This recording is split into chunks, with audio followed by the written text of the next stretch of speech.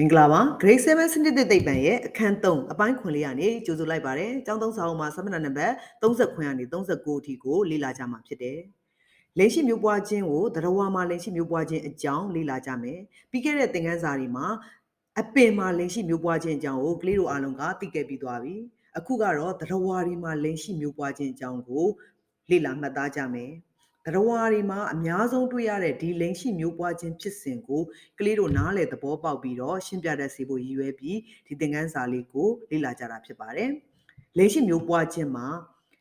အမရဲ့မာမျိုးဥနဲ့အဖိုရဲ့တုတ်ကောင်နဲ့ပေါင်းဆက်ပြီးတော့တရေအောင်ဥရတဲ့ဖြစ်စဉ်ကိုလိင်ရှိမျိုးပွားခြင်းလို့ခေါ်မယ်။အဲ့တော့ဒီလိင်ရှိမျိုးပွားခြင်းဖြစ်စဉ်မှာအဖိုနဲ့အမနဲ့ပေါင်းဆက်ရမှာဖြစ်တဲ့အတွက်သဘာဝအတိုင်းဖိုမမိတ်လိုက်ခြင်းဖြစ်စဉ်ဆိုတာပါမှာပေါ့နော်အပင်မှာတော့ဝတ်မုံကူးခြင်းဖြစ်စဉ်နဲ့တွားတူမယ်သရဝါမှာတော့မိတ်လိုက်ခြင်းဖြစ်စဉ်အဲ့တော့အဖိုနဲ့အမနဲ့မိတ်လိုက်ကြတယ်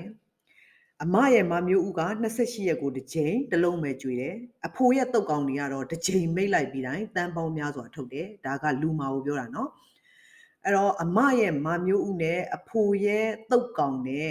တွေ့ကြဆုံကြပြီးတော့ကြတော့တရေအောင်နဲ့ဥဇိုင်းခုတ်ကလေးရမယ်အဲ့ဒီရတဲ့ဖြစ်စဉ်ကို fertilization တရေအောင်ခြင်းလို့ခေါ်တယ်အဲ့ဒီတရေအောင်ခြင်းဖြစ်စဉ်ကနေပြီးတော့ကြတော့ဆဲကွဲပွားလိုက်တဲ့အခါမှာတရေသားလောင်းလေးရမယ်အဲ့ဒီတရေသားလောင်းလေးကအမရဲ့တအိမ်ထဲမှာတွေ့ကက်ကြီးထွားဖွံ့ဖြိုးလာပြီးတော့ကလေးငယ်လေးရလာမယ်အဲ့ဒီဖြစ်စဉ်ကိုလိင်ရှိမျိုးပွားခြင်းဖြစ်စဉ်လို့ခေါ်ကြမယ်အဲ့တော့ဒါလေးကလေးတို့နားလည်သဘောပေါက်လောက်မယ်ထင်ပါတယ်အဖိုးနဲ့အမနဲ့မိတ်လိုက်ကြတယ်မမျိုးနဲ့တုတ်ကောင်နဲ့ပေါင်းလိုက်တယ်ပေါင်းပြီးတော့ကြတရေအောင်နဲ့ဥရသွားတယ်အဲ့တရေအောင်နဲ့ဥကဆဲကွဲပွားပြီးတော့တရေသားလောင်းလေးဖြစ်လာမယ်အဲ့တရေသားလောင်းလေးကနေကလေးငယ်လေးရလာမယ်ဒီဖြစ်စဉ်ကိုလိင်ရှိမျိုးပွားခြင်းလို့ခေါ်တယ်အဲ့တော့လိင်ရှိမျိုးပွားခြင်းမှာသရဝါအများစုမှာတွေ့ရတယ်ဆိုတာကလေးတို့အားလုံးမျက်စိရှိမှမြင်နေကြဆိုတော့သိပြီးသွားပြီမျိုးပွားတဲ့ဆဲနှစ်မျိုးဖြစ်တဲ့အမရဲ့မာဂမိအဖိုရဲ့ဖိုဂမိအဲ့နှစ်ခုပေါင်းဆက်ပြီးတော့ကြတော့မျိုးပွားလိုက်တဲ့ဆဲအဲ့ဒီဆဲတွေမှာအဖေအမေမိဘကဲ့သို့မျိုးဗီဇလက္ခဏာတွေပါလာမယ်အဲ့ဒီဂမိနှစ်ခုပေါင်းဆက်ပြီးတော့တရေအောင်ဥဖြစ်ပေါ်လာတာကိုတရေအောင်ခြင်းလို့ခေါ်ကြတယ်အဖေနဲ့အမေစီကမျိုးဗီဇလက္ခဏာတွေအများကြီးပါလာမယ်ဒါကြောင့်ကလေးလေးကအဖေနဲ့တူမလားအမေနဲ့တူမလားအဘနဲ့တူလားအဖိုးနဲ့တူလားအဲ့လိုမျိုးပေါ့နော်တစ်ဆက်ကြော်တွေထိနှစ်ဆက်ကြော်တွေအဲ့လိုမျိုးတူတာတွေရှိကြတယ်ဒါကြောင့်မိဘနှစ်ဦးရဲ့မျိုးဗီဇတွေပေါင်းဆက်ထားတဲ့သားသမီးတွေမှာတွင်ပြင်လက္ခဏာတွေကွဲပြားမှုတွေဖြစ်ပေါ်လာကြတယ်တယောက်နဲ့တယောက်မတူကြဘူးတယောက်ကအဖေနဲ့တူတယ်တယောက်ကအမေနဲ့တူတယ်အဲ့လိုမျိုးလေးတွေကလေးတို့မြင်ဘူးကြမယ်အဲ့တော့လိင်ရှိမျိုးပွားခြင်းဖြစ်စဉ်မှာအဖေရဲ့ဆဲနဲ့အမရဲ့ဆဲနဲ့ပေါင်းရတာဖြစ်တဲ့အတွက်မျိုးဗီဇလက္ခဏာတွေကအသွင်ကွဲပြားမှုတွေဖြစ်ပေါ်လာကြတယ်မျိုးစိတ်တူတဲ့တူညီတဲ့မျိုးစိတ်တစ်ခုရဲ့ဖိုဂမိနဲ့မာဂမိနှစ်မျိုးပေါင်းဆက်ပြီးတော့တရေအောင်ကြတယ်အဲ့ဒီတရေအောင်တဲ့အခါမှာမျိုးတူတဲ့တက်ရှိတွေဖြစ်ပေါ်လာကြမယ်လိင်ရှိမျိုးပွားခြင်းဖြစ်စဉ်အပေါ်တွေမှာမူတည်ပြီးတော့သရဝါတွေကိုအုပ်စု3စုခွဲလိုက်မယ်နံပါတ်1ဥချတဲ့သရဝါ oviparous ဥပမာဖားတို့ငါးတို့ပြောတာ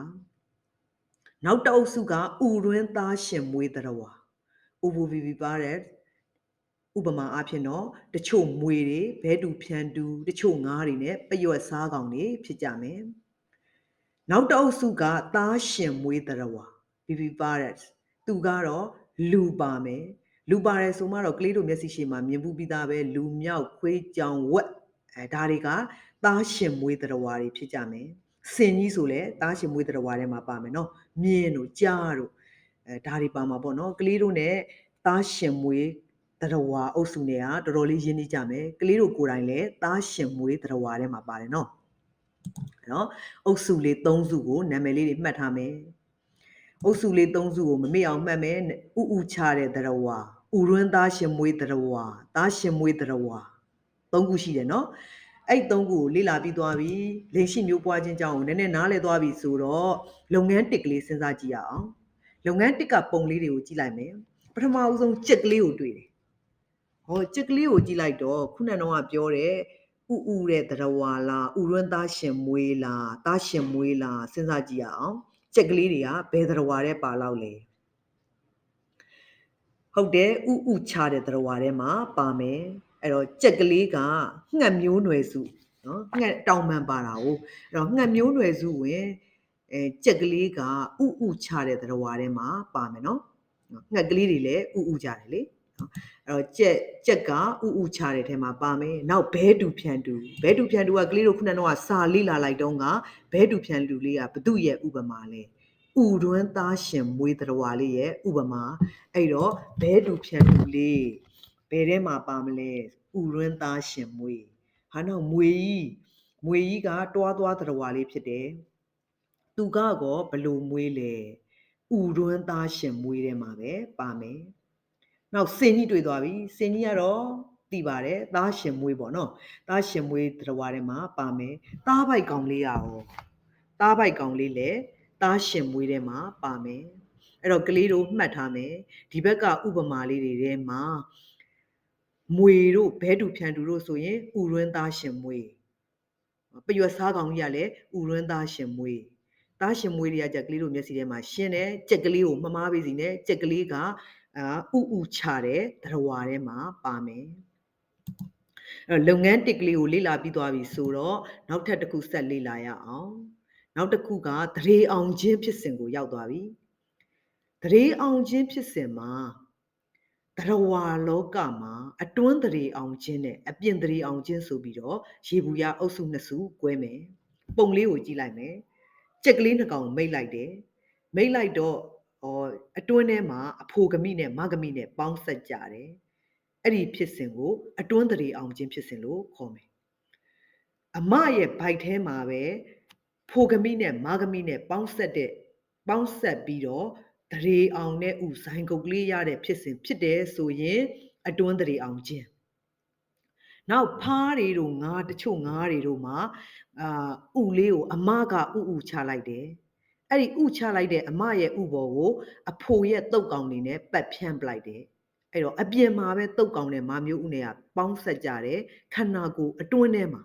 အမရဲ့ခန္ဓာကိုယ်အတွင်းထဲမှာပေါင်းတာမဟုတ်ဘူးအပြင်ဘက်ရောက်ခါမှာတုတ်ကောင်နဲ့မာမျိုးဥနဲ့ပေါင်းဆက်ကြတယ်ဖိုဂမိနဲ့မဂမိနဲ့ပေါင်းဆက်ကြတယ်အဲ့လိုဖြစ်စဉ်ဆိုရင်ပြင်ပသရေအောင်ခြင်းအဲ့တော့သရေအောင်ခြင်းဖြစ်စဉ်မှာနှစ်မျိုးရှိတယ်အတွန်းသရေအောင်ခြင်းနဲ့ပြင်ပသရေအောင်ခြင်းအတွန်းဆိုလို့ရှိရင်မိတ်လိုက်ကြပြီးတော့အမရဲ့ဘိုက်ထဲမှာဖိုဂမိနဲ့မဂမိနဲ့ပေါင်းဆက်ပြီးသရေအောင်ဥရတဲ့ဖြစ်စဉ်ဖြစ်ပွားတယ်ဆိုရင်အတွန်းသရေအောင်ခြင်းအပြင်ဘက်ကလေးမှာတချို့ငါးလေးတွေကအပြင်ဘက်မှာဥတွေဥချလိုက်တယ်အဲ့ဒီဥချတဲ့ဥလေးပေါ်ကိုငါးထီလေးကနေပြီးတော့သူ့ရဲ့တုတ်ကောင်တွေကိုဖရွတ်ဆိုပြီးတော့ပန့်ထည့်လိုက်မယ်အဲ့ဒီအပြင်မှာပဲမာမျိုးဥနဲ့တုတ်ကောင်နဲ့ပေါင်းဆက်တဲ့ဖြစ်စဉ်ဖြစ်ပွားမယ်ဆိုရင်ပြင်ပသရေအောင်ခြင်းဒါဆိုသရေအောင်ခြင်းဖြစ်စဉ်နှစ်ခုကိုကလေးတို့မှတ်မိသွားပြီအတွန်းသရေအောင်ခြင်းဆိုတာမိခင်ရဲ့ခန္ဓာကိုယ်အတွင်းထဲမှာဖြစ်မယ်ဥတဲ့တချို့သရဝါတွေမှာဆိုလို့ရှိရင်ခန္ဓာကိုယ်ရဲ့အတွင်းမှာဥနဲ့မာမျိုးဥနဲ့တုတ်ကောင်နဲ့ပေါင်းဆက်ပြီးမှသရေအောင်ဥရပြီးတဲ့ဖြစ်စဉ်ဖြစ်ပြီးကံမှအပြင်ဘက်ကိုဥချတာဥပေမဲ့လို့အတွန်းသရေအောင်ခြင်းမျိုးစားထဲမှာပါမယ်ဥပမာအားဖြင့်တော့ insect တို့ငှက်တို့တွားသွားသရဝါတို့အဲ့တော့ငှက်ကလေးကအတွန်းသရေအောင်ခြင်းဖြစ်တဲ့အတွက်ကြက်ကြီးကလည်းအတွန်းသရေအောင်ခြင်းမှာပါမယ်နော်နောက် insect ကလည်းအတွန်းသရေအောင်ခြင်းမှာပါမယ်ငှက်မျိုးနွယ်စုဝင်ထဲမှာဖြစ်တဲ့ပင်ကွန်းငှက်ကလေးတွေဆိုလို့ရှိရင်လည်းအတွန်းသရေအောင်ခြင်းထဲမှာပါမယ်နောက်တွားသွားသရဝါဖြစ်တဲ့အတွက်လိတ်တို့မိချောင်းတို့ဒါဆိုသူတို့လည်းတေချာပေါက်အတွန်းသရေအောင်ခြင်းထဲမှာပါမယ်ဥတော့ဥချတယ်ဒါပေမဲ့အမရဲ့ဘိုက်ထဲမှာပဲမာမျိုးဥနဲ့တုတ်ကောင်နဲ့ပေါင်းခဲ့ပြီးသရေအောင်ဥရခဲ့ပြီးသားဖြစ်စဉ်အဲ့ဒီဖြစ်စဉ်ဖြစ်ခဲ့ပြီးသားဖြစ်တဲ့အတွက်insect တွေငှက်တွေတွားသွားသရဝါတွေဟာအတွန်းသရေအောင်ခြင်းဖြစ်စဉ်ထဲမှာပါမယ်နောက်အပြင်ပသရေအောင်ခြင်းလေးအကြောင်းဆက်လေ့လာကြည့်အောင်ပြင်ပသရေအောင်ခြင်းဖြစ်စဉ်ဆိုတာကမိခင်ရဲ့ခန္ဓာကိုယ်ပြင်ပမှာဖြစ်တာငှက်ငါးလေးတွေတချို့ဖားလေးတွေဟာ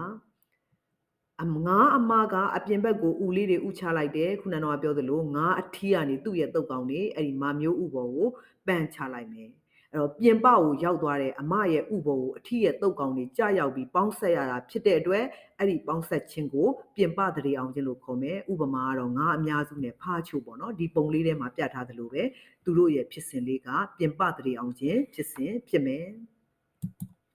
ပြင်ပတရေအောင်ခြင်းဖြစ်စဉ်ဆိုရင်ငါးလေးတွေနဲ့ဖားအချို့ဖြစ်မယ်အဲ့တော့လုပ်ငန်းနှစ်ကလေးကိုကလေးတို့လေ့လာကြည့်မယ်လုပ်ငန်းနှစ်ကဒီပေးထားတဲ့ပုံလေး၃ပုံရှိတယ်အဲ့ဒီပုံလေး၃ပုံမှာ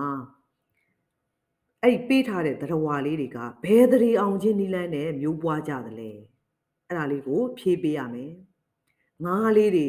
ခုနကတော့တွေးလိုက်တယ်ပြင်ပတရေအောင်ချင်းနောက်ဒီမှာခရုပက်ကြီးလေးတွေတွေ့မယ်ခရုလေးတွေအဲ့ဒါလေးတွေကလည်းအတွန်းတရေအောင်ချင်းခရုလေးကကြတော့အတွန်းတရေအောင်ချင်းသူတို့မိတ်လိုက်ကြတယ်အမရဲ့ခန္ဓာကိုယ်အတွန်းမှာပေါင်းဆက်တာဖြစ်တဲ့အတွက်အတွန်းတရေအောင်ချင်းသူကတွားသွားလေးထဲမှာပါမှာနော်နောက်ပင်ကွင်းလေးငှက်ကလေးဖြစ်တဲ့အတွက်ငှက်မျိုးနွယ်စုကြက်တို့ပင်ကွင်းတို့ဆိုရင်အတွန်းတရေအောင်ချင်းသူတို့ကမိတ်လိုက်ကြတယ်အမရဲ့ခန္ဓာကိုယ်အတွန်းထဲမှာတရေအောင်ဥရတဲ့ဖြစ်စဉ်ဖြစ်ကြတယ်တကယ်လို့လိပ်ပြာလေးဆိုရင်ကောလိပ်ပြာတို့ပြားပရုံချင်ရင်လိပ်ပြာတို့ဆိုလို့ရှိရင်အတွန်းတရေအောင်ချင်းပါမလားပြင်ပတရေအောင်ချင်းပါမလားဒီဘက်ကဥပမာလေးမှာ insect ဆိုတာလေးရှိတယ် insect ကလေးကပြင်ပတရေအောင်ချင်းထဲမှာပါမလားအတွန်းတရေအောင်ချင်းထဲမှာပါလားဟုတ်တယ် insect လေးကအတွန်းတရေအောင်ချင်းဖြစ်တဲ့အတွက်လိပ်ပြာလေးရဲ့တရေအောင်ချင်းဆိုရင်အတွန်းတရေအောင်ချင်းဖြစ်မှာပေါ့နော်အဲ့တော့ insect တွေကအတွန်းတရေအောင်ချင်းကလေးလေးတို့ကပုံလေးတွေကိုကြည့်ပြီးတော့လုပ်ငန်းနှစ်ကလေးကိုလည်းကျွမ်းကျင်သွားပြီဆိုတော့ကြတော့ဒီခုလေ့လာခဲ့တဲ့သင်ခန်းစာလေးရဲ့အနှစ်ချုပ်မှတ်ကြရအောင်အခုလေ့လာခဲ့တဲ့ဒီသင်ခန်းစာလေးမှာလက်ရှိမျိုးပွားခြင်းအကြောင်းသတ္တဝါမှာလက်ရှိမျိုးပွားခြင်းအကြောင်းကိုလေ့လာခဲ့ကြတယ်မျိုးပွားခြင်းဆိုတာဖိုကမိနဲ့မာဂမိနဲ့ပေါင်းဆက်ပြီးတော့တရေအောင်ဥဖြစ်ပေါ်လာတဲ့ဖြစ်စဉ်ကိုမျိုးပွားခြင်းလို့ခေါ်တယ်မိဘနှစ်ဦးရဲ့မိဘနှစ်ယောက်ဖြစ်သွားပြီเนาะအဖေနဲ့အမေမိခင်နဲ့ဖခင်ရဲ့မျိုးစိတ်တူတဲ့သားသမီးတွေပေါက်ဖွာလာကြတယ်တရေအောင်ချင်းမှာအတွန်းတရေအောင်ချင်းနဲ့အပြင်တရေအောင်ချင်းနှစ်မျိုးရှိရဲဆိုတာလည်းမှတ်ခဲ့ပြီးသွားပြီမျိုးပွားခြင်းဖြစ်စဉ်ပေါ်မှာမူတည်ပြီးတော့ခွဲခြားထားတဲ့သတ္တဝါအုပ်စု၃စုကိုလည်းသိခဲ့တယ်ဥချတဲ့သတ္တဝါဥရင်းသားရှင်မွေးသတ္တဝါသားရှင်မွေးသတ္တဝါတို့ဖြစ်ကြတယ်အဲ့တော့ဒီသင်ခန်းစာလေးရဲ့အနှစ်ချုပ်ကိုမှတ်မိသွားပြီဆိုတော့လေ့ကျင့်ရန်မိကွန်းလေး၃ခုကိုဖြည့်ကြည့်ရအောင်နံပါတ်1ကလိန်ရှိမျိုးပွားခြင်းဆိုဒီမှာအဘယ်နည်းအဲ့တော့ကလေးတို့ကလိန်ရှိမျိုးပွားခြင်းအကြောင်းရှေ့တဲ့မှာမှတ်ခဲ့တဲ့ definition လေးကိုမှတ်ပြီးတော့လိန်ရှိမျိုးပွားခြင်းအကြောင်းလေးကိုအလွတ်ကျက်ပြီးတော့စာအုပ်လေးထဲမှာချရေးထားမယ်အဲ့တော့လိန်ရှိမျိုးပွားခြင်းဖြစ်စဉ်လေးအကြောင်းကိုအလွတ်မှတ်သားရမှာပေါ့နော်အလွတ်မှတ်သားပြီးတော့အတက်နိုင်ဆုံးမှတ်မိနေအောင်မှတ်ပြီးတော့ရေးမယ်နောက်နံပါတ်2ကလေးကတော့လိန်ရှိမျိုးပွားခြင်းများကိုဖော်ပြပြီးတစ်မျိုးကိုဥပမာဖြင့်ရှင်းပြပါအဲ့တော့လိန်ရှိမျိုးပွားခြင်းဖြစ်စဉ်မှာအုပ်စုခွဲထားတဲ့အုပ်စုလေး3စုကိုချရေးမယ်ရေးပြီးတော့အဲ့အုပ်စု3စုထဲမှာကလေးတို့သဘောကျတဲ့အုပ်စုနားလေတဲ့အုပ်စုနားလေတာတော့3ခုလုံးနားလေပါတယ်နော်ရှင်းရှင်းလင်းလင်းရေးဖို့ရအတွက်ပြက်ပြက်သားသားရေးဖို့အဆင်ပြေတဲ့အုပ်စုတစ်စုရဲ့အကြောင်းကိုဥပမာနဲ့ရှင်းပြပါ